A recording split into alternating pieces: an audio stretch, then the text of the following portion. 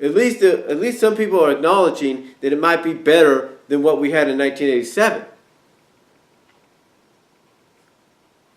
But still, this is something that Hollywood needs to fix.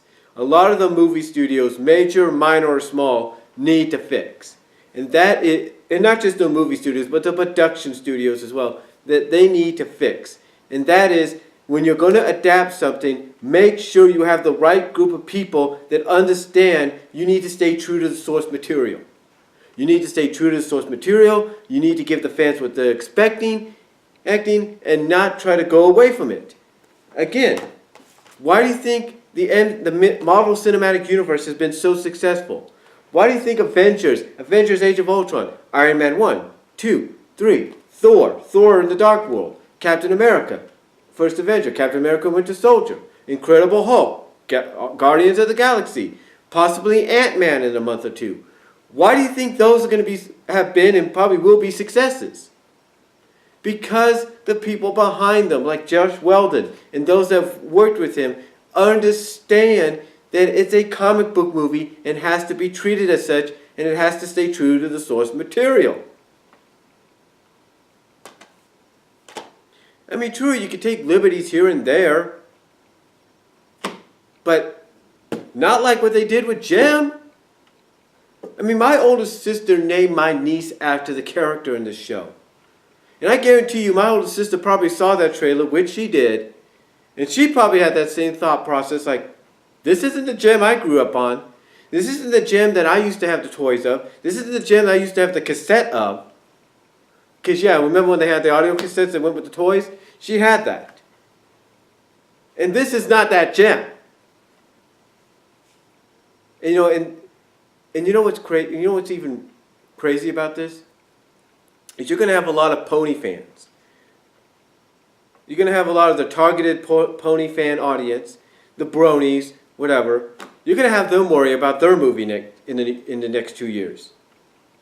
Because even with Megan McCarthy on it, they're going to worry that the guy that they brought on to write the script is going to screw it up. That's what they're worried about. That's what they're going to be worried about after seeing this. But hopefully that's not the case, because at least, like I mentioned earlier, they're doing the smart thing and they're keeping somebody on board from the series. And that's the thing. If you're going to adapt something, you've got to make sure you stay true to the source material. That's all I'm saying. That's all I'm saying, is stay true to the source material. Yeah, take some liberties here and there, but not all the time. And if not for the whole freaking movie.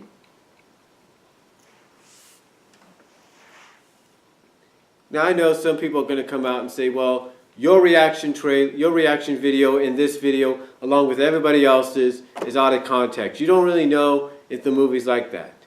Hello, a $5 million budget? That's not much. That's chump change nowadays in Hollywood. It is. It's chump change. I mean, it's literally chump change. It's like, okay, it's like someone like Eric Schwartz, who everybody knows for his animated cartoons. Eric Schwartz could get a budget of $5 million to do an animated feature featuring all his characters. And guess what? It would be more faithful to their source material. He could get any voice actresses and actors to voice the characters, whatever. But at $5 million, he'd be able to do more. He'd be able to make his movie look a lot better than this thing. And that's saying something. And like I said earlier in the other video, in the first part, you have Supergirl that's coming out later this year on CBS. You've got The Flash and Arrow right now that are on CW. And even though they're 1-hour television series, they seem to have bigger budgets than what Jem does. And to re-paraphrase what I've said earlier, that is truly, truly pathetic. It really is. I mean, I think even Josie and the Pussycats, when I saw the movie in theaters, and I saw it by myself, as I mentioned I think I mentioned in my reaction trailer, in my reaction video. I saw that movie by myself at Gage Theaters, at a theater that was right next door to where I lived. I worked right across. I was the only person in the theater, or in the theater room, and I watched the movie. And I thought it was okay. And guess what? It had a bigger budget than what Gem does. And that's pathetic too. That's truly pathetic. It's basically the same story, but guess what? It had a bigger budget.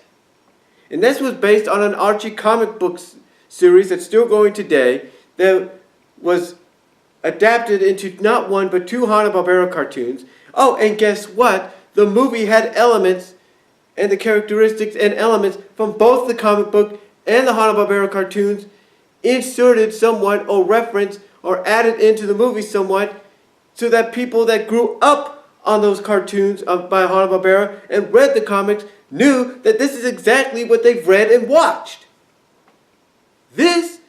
The movie based on Gem, is none of that. It's none of that.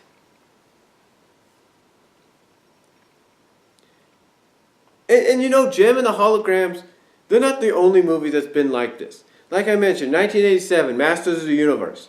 As great as it was for a kid like me to finally see that movie, true, it was it was He-Man. It was the Masters of the Universe. But really, the setting you put him in didn't make sense. I mean, you bring him to our world, you have him in a pink Cadillac. It's like, it didn't make any sense. It really didn't. You know, Super Mario Brothers. Happy as we were to see a Super Mario Brothers movie. Was it really true to the source material? No, not really. Did you have Princess Peach in there? No. Instead, they're like, let's use the new princess, Daisy. Oh, but let's switch it around. She doesn't know she's a princess. Oh, and let's make Koopa half human, half lizard, but mostly looks human.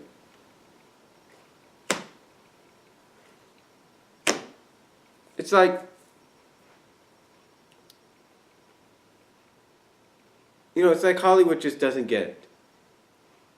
I think the main thing, and I think anybody watching this, and I'm sorry it's in two parts, I think the one thing a lot of people will agree on is all Hollywood does is when they see these major franchises, that the only reason they're going to make movies out of them is to make money off them. That's all you're doing.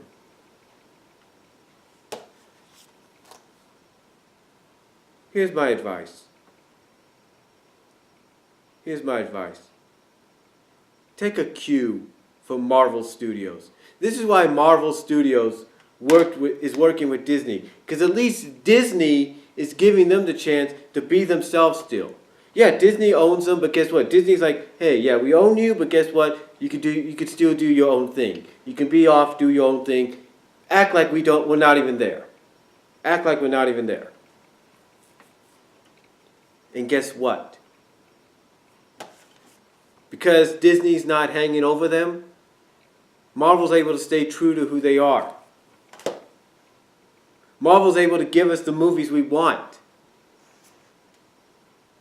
Now, I'm not saying that the properties that are licensed out right now and owned license-wise by other studios aren't doing good. They are. X-Men series is doing great.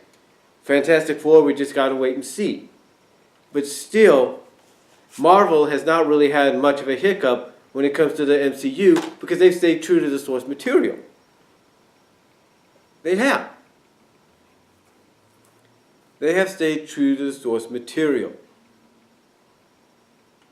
Did they have hiccups when it came to the Amazing Spider-Man movies when Sony did them? Yeah, they had some hiccups. But now that they have this joint venture going on, hopefully those hiccups are gone. The point is you need to have people that understand what fans want in the movie if you're going to adapt a franchise into it.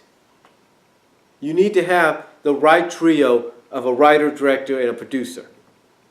You can't just say, oh, let's have you, and that's it. I mean, the guy you got writing the script, The only movie he did was a television movie. And that's practically what this feels like. And I hate to say this, but I think Sean's right. Zero Nicerak's right about this. If this movie does not become a huge hit for Universal, does not become a commercial success, then it's going to end up in Blu-ray DVD 2 months. I guarantee you, 2 months after it comes out. It'll be out on DVD and Blu-ray just in time for Christmas. And then, after that, it'll end up in the $5, $7 bins, and as far as DVDs go, and maybe the $7 bins as far as Blu-rays go, 2 or 3 months later, maybe 4 months later. But still, the point is,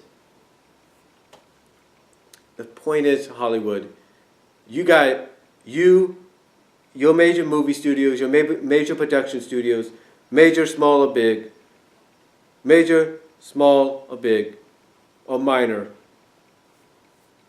you guys need to wake up and realize if you're going to adapt a franchise, whether you're going to license that franchise out for a series of movies or even a show, you need to stay true to the source material. You want to take some liberties, that's fine. But at least stay true to it to where the adaptation at least has some kind of resemblance, if not a full resemblance, to what people know. That's all I'm saying. That's all I'm saying. Because you know what? It's like I said in my review reaction video.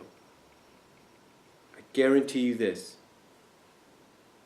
If the movie based on this franchise does not succeed, like I mentioned in the first part and I'll mention here, Hasbro may survey their ties with Universal, or they're going to do what Sony has done. They're going to go back to the drawing board. They're going to tell Universal, let's redo this and let's make it true to the source material. And oh, by the way, we're going to have Christy Marks help oversee it so that you do it right this time.